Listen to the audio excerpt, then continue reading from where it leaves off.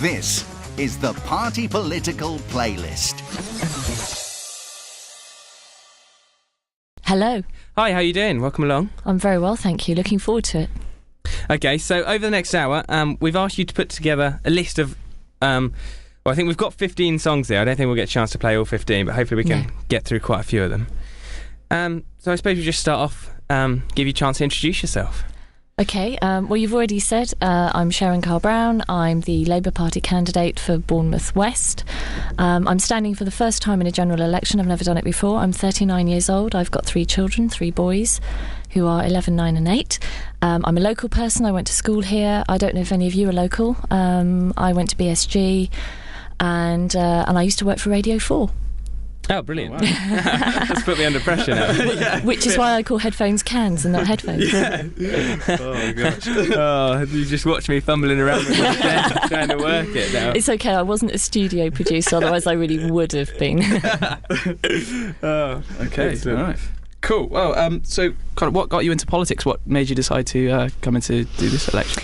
Well, I think, actually, if you care about anything, then you're being political in some way. But if you mean party politics, that's a different thing, perhaps. You know, lots of young people tend to be interested in single issues and things like that. And that's really political, and that's a really good place to start.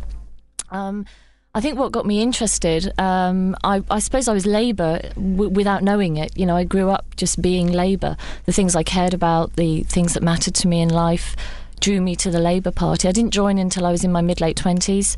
It took me a while to realise, you know, where I really needed to be. Mm-hmm. And that coincided with Tony Blair becoming leader of the Labour Party and the run-up to the 97 election, which was one of the best periods of my life.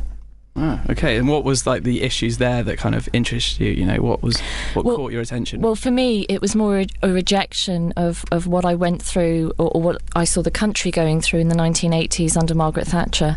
Vast swathes of our country, you know, sort of almost laid to waste by policies, large areas of industry destroyed, you know, communities that went with it.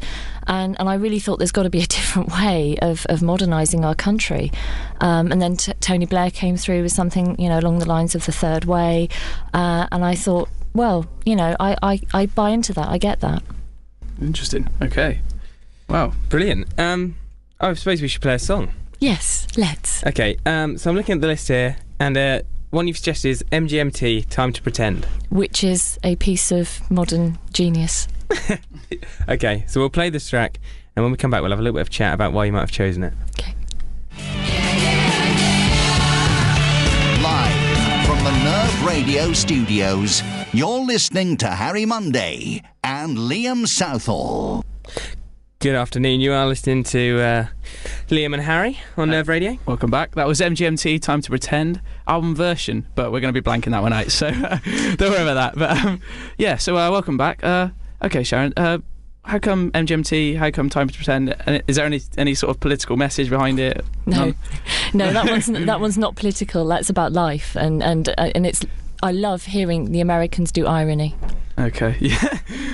Not something they do often. No, but when they do it, I mean, these guys do it very well, and they don't care, and that's brilliant. That's what pop music should be all about. We were talking during the record about the song, and you said that you're going to see MGMT. I am, yeah, very excited.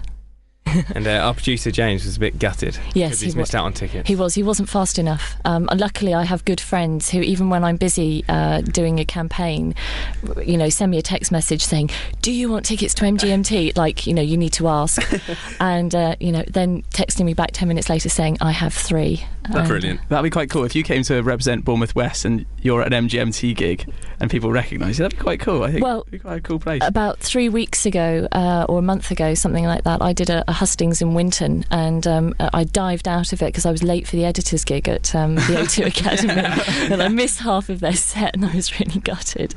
But I'd seen them before. I'd already seen them at Portsmouth about 2 years ago, so it wasn't that much of a tragedy, but I was much more interested in the gig than I... Perhaps I shouldn't say that. Yeah, that's quite funny.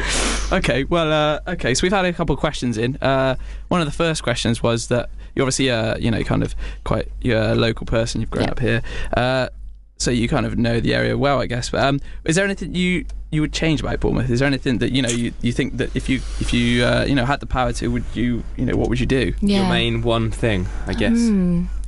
Well, apart from making sure everybody had a home, which is probably the single most important thing, I think, facing the people of Bournemouth. We've got something like 7,000 people on the social housing register waiting for, a proper home. We do need more homes in the area. We need more quality homes. I'm talking about homes, not sort of flats and houses, as it were. I'm talking about actual homes with gardens that families can use and get the full benefit of proper housing and everything that brings in terms of the way children grow up, their expectations. That poverty isn't always at their door. So I think probably it would be the home building that would be the most important thing. The problem we have is we don't have a great deal of land, and there's this tension between Greenbelt and where to build. And we're slightly hemmed in because we've got Poole, we've got Christchurch, and of course we have the English Channel.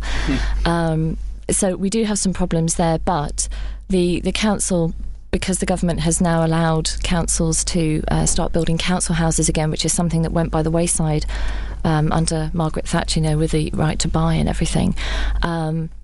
We're building council houses again, and I really welcome that, because the private development we've seen in Bournemouth I don't think has really been what we need. It's a certain niche, flats and things like that, but it's not sustainable for a town.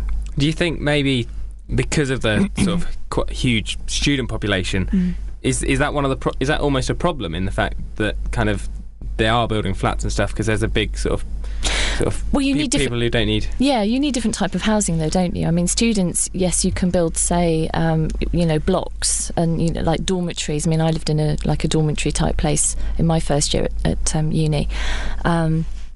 And so you can have different type of housing, and perhaps the flats have a place there, but we also need to remember our families. Oh yeah, no, absolutely. So it's getting the right mix. That's what it is. It's about having enough of a mix across the town. And at the minute we don't have that mix. No. Okay. Well, we'll play another song that you've chosen, which is Editors, Smokers Outside Hospital Doors. Yes. Is there anything political about this one at all? Do you know what?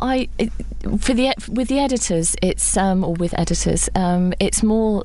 I just think his voice is so beautiful. I'm a real Joy Division fan, and I think for the first time we've got the successor to Ian Curtis. Kind of very similar, isn't it? It really is a sort of baritone, and it's beautiful, and it's also the poetry.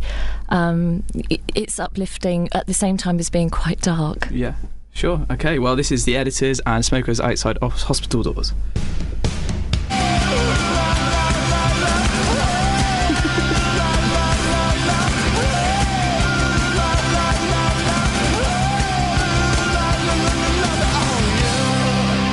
Live from the Nerve Radio studios, this is the Party Political Playlist with Harry Monday and Liam Southall.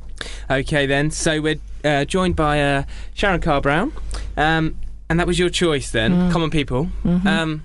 What was the message behind that, or was it just a song you liked? Or no, I think it's the best depiction of working class life in a song ever. It's better than John Lennon's Working Class Hero, which is perhaps more sort of hard-hitting. And what Jarvis Cocker's pulled off in that song is a brilliant understanding of the lack of control that people can feel when they're not making active choices because they, perhaps they haven't got a job, or they haven't got the housing that they want, or whatever it might be. And then it's the killer line for me is always, if you called your daddy, you could stop it all. That's the difference, because if you've got money, you have a way out. And I think it's just a brilliant song, right from beginning to end. There's not a wasted word in the song.